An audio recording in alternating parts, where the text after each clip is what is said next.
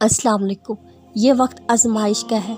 तुम्हारी आंखें रातों को गीली होंगी, दिल हज़ार बार टूटेगा, सब्र आजमाया जाएगा, इम्तिहान में डाला जाएगा, लेकिन ये वक्त गुजर जाएगा।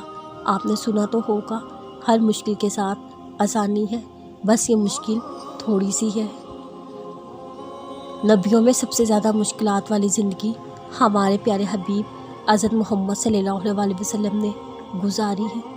हालांकि वो अल्लाह के महबूब सबसे लाडले नबी थे, तो फिर ये कैसे हो सकता है हम अल्लाह के महबूब बनना चाहें, हमारी आजमाइश ना हो। ज़िंदगी सबसे ज़्यादा लाडलों को आजमाती है, इसलिए जब ज़िंदगी में मुश्किलात का दौर शुरू हो, समझ जाए कि अल्लाह आपको अपना महबूब बनाना चाह रहा, वो आजमा रहा है कि आप तकलीफ में सब्र और शुक्र से उसकी मदद और साथ तलब करते हो, या मायूस होकर शिकवे शिकायत लेकर बैठ जाते हो। अल्लाह पाक सबकी दुआओं को सुन लेगा। अल्लाह के ख़जाने में किसी चीज़ की कमी नहीं है, देर है अंधेर नहीं। बस करना ये है कि मायूस नहीं होना, मायूस ना हुआ करें।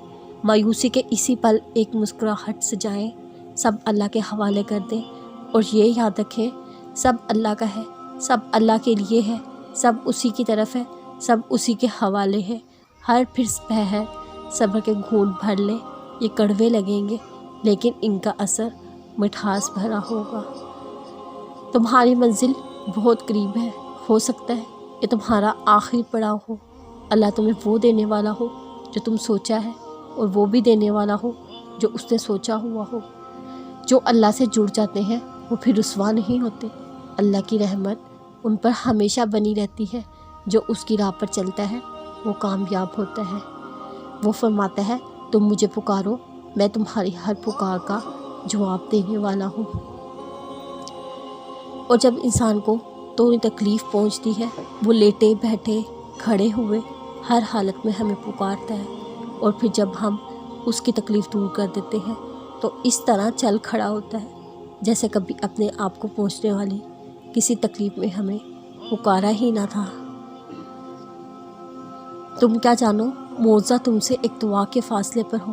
तुम क्या जानो ये दर्द शायद तुम्हें संभालने के लिए दिया गया हो। तुम क्या जानो यूँ बार बार तुम्हारा अल्लाह को पुकारना अल्लाह को कितना महबूब हो। तुम क्या जानो जिस पर दिल कट रहा है, जिन हालात पर शिकवा करते हो, वही तुम्हें तुम्हारी मंजिल से मिला दे। तुम क्या जानो खुदा ने पहले ही से तुम्हारे नसीब में तुम्हारी पसंद चीज़ लिखी हो।